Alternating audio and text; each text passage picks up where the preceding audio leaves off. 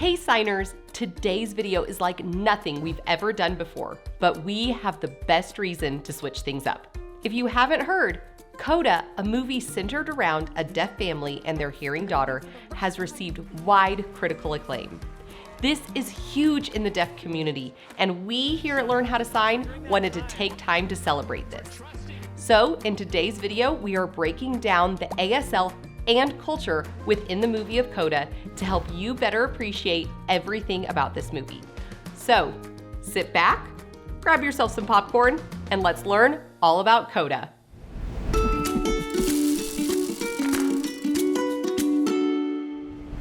Okay, disclaimer.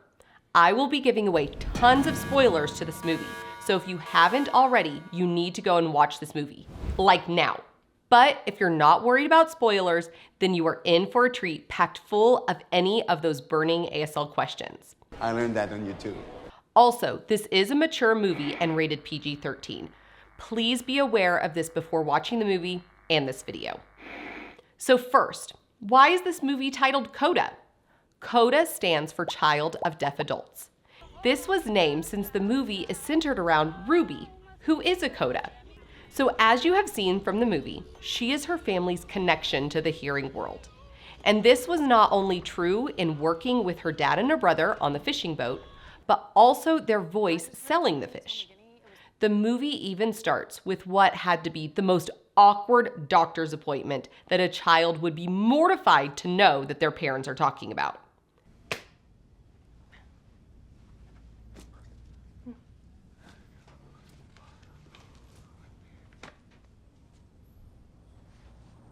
Even as hilarious as it is to watch her have to interpret a doctor's appointment for her parents, it also shows her responsibilities being the only hearing person in the family.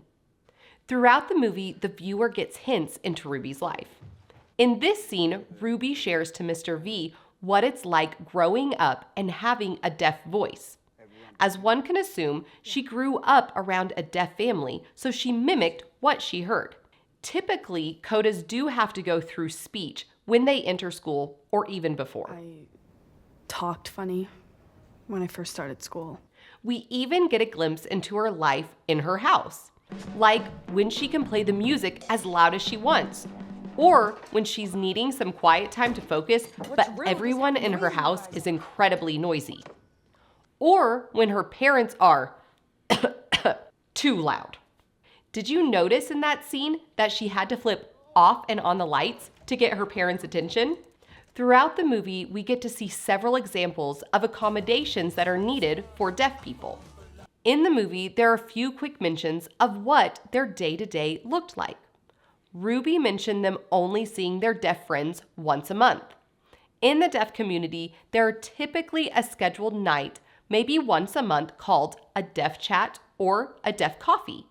It allows everyone in the deaf community to have a specific night set aside to get together. You have to think, typically those who are deaf or hard of hearing don't work with others who are deaf. In the case of Ruby's family, they might be the only deaf people in their community. So having this time set aside is so important for their socialization. You might have heard Ruby's mom mention a video phone. The purpose of this service is providing a virtual interpreter. A camera is attached to a TV in a common space in your home where you can see the services of an interpreter for your phone calls. You make a call with an interpreter to chat with a hearing person, or you can chat screen to screen with another person who has one. Oh, and did you catch the alarm clock Ruby's dad was using? This is a light-up alarm clock, since a sound alarm would not work. There are also devices that you can set under your mattress and it vibrates when the alarm goes off. Another vital tool we see deaf individuals using throughout the movie is something you frequently use, a smartphone. Just seeing how it is used throughout the movie shows how vital of a role it plays today in the deaf community. You can imagine how difficult it would have been back in the day before cell phones and video phones. For instance, deaf people would have to go to the person's house that they wanted to speak with, and they would also have to carry around pens and paper to communicate with other people. You might have noticed the entire movie was captioned, whether it was signing or talking. The goal was accessibility for all viewers. The actors said during filming, they were also provided with interpreters so they would have complete access to communication. There are specific parts the producers decided not to caption, like when Ruby signs to Mr. V what it feels like to sing because she doesn't have the English words to express it. How do you feel when you sing? I'll interpret it for you. It feels light. And it's pulling from the inside. And it releases. I'm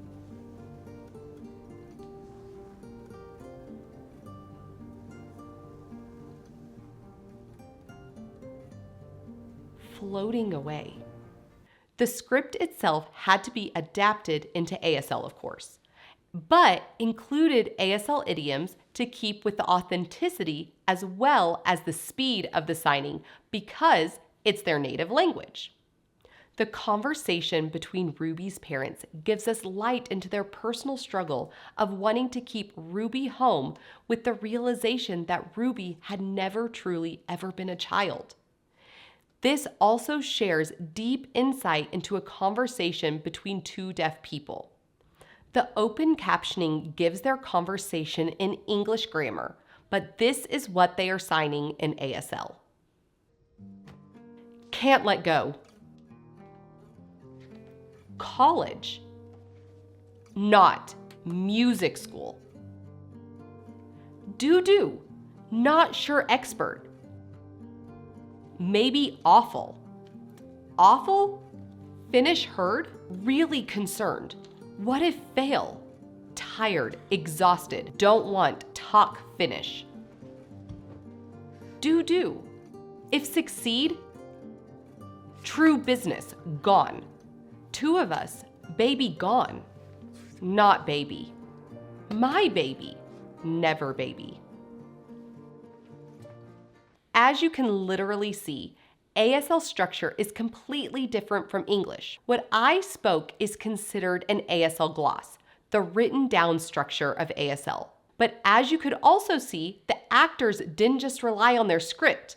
They incorporated non-manual signals, meaning changes to their facial expression, mouth movements, and body language to communicate questions and responses. All of this on top of their acting abilities.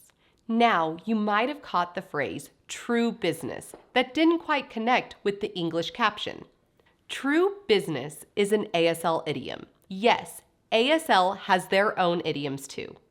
True business can mean absolutely, or indeed, or sure enough.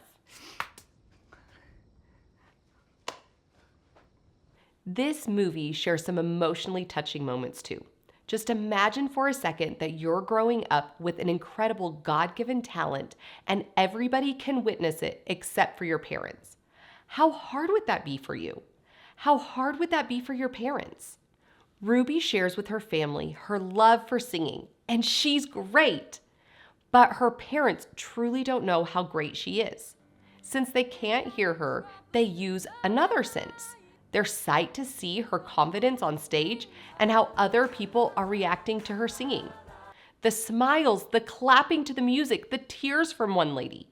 From that, they can see what her daughter is doing is incredibly moving and is evoking all of these emotions from the audience. It was an incredible pause to allow us to get a glimpse of what her parents experience. Let's just take a moment and experience it ourselves. Grab yourself a tissue. I've got mine. I will go where you lead, always there.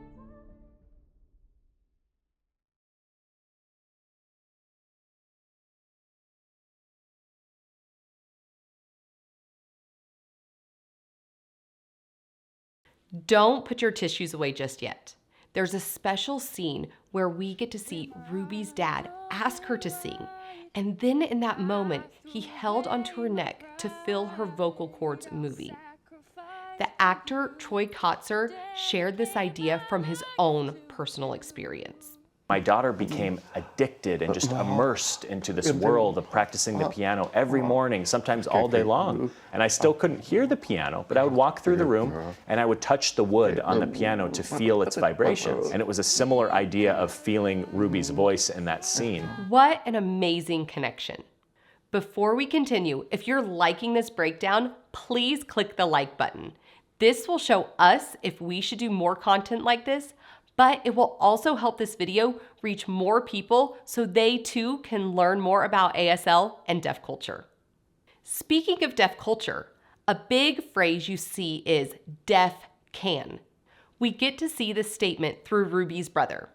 Throughout the movie, we see Ruby taking action and helping her family. But what her brother really wants is to prove himself and that deaf can do the exact same thing as hearing people. We saw this go all the way down into an argument between the two of them. He wanted her to leave so that he could prove his worth to his family and his people.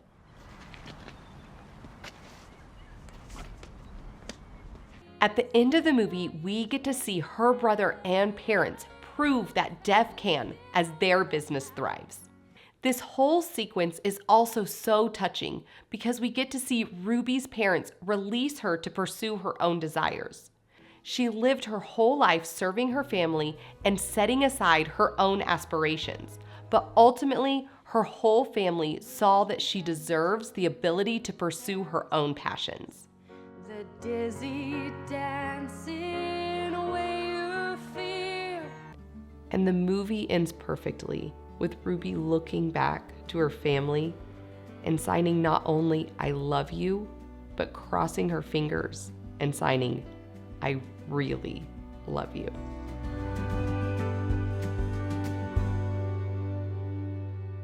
This movie was absolutely the best depiction of life as a CODA. I was blown away by the authenticity presented by the script and the acting.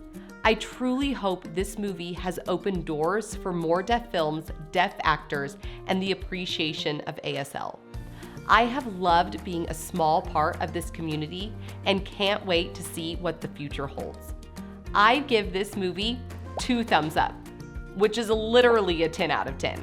If this video piqued your interest in learning ASL, then subscribe and check out our first 25 signs video. This is a great first step in learning your first signs. Until next time, keep learning how to sign.